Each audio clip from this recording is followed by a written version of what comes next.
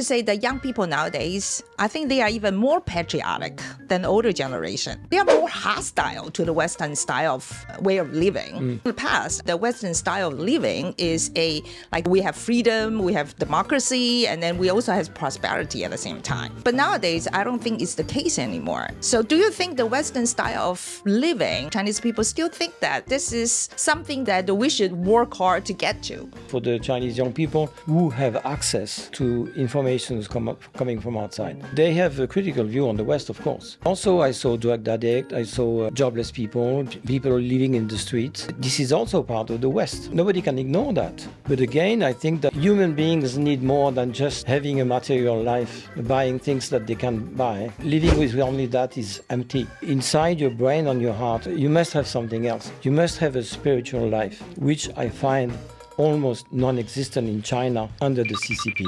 How likely do you think CPP will attack Taiwan? I think, again, including Xi Jinping, he wants to do anything but war up to today, because the war would be very, very costly for the two sides. It would cost hundreds of thousands of lives. It would cost a huge disaster for the economy, including for the Chinese economy, which really doesn't need that these days. And it would be a risk also of losing the war, because nobody can predict how the war would evolve.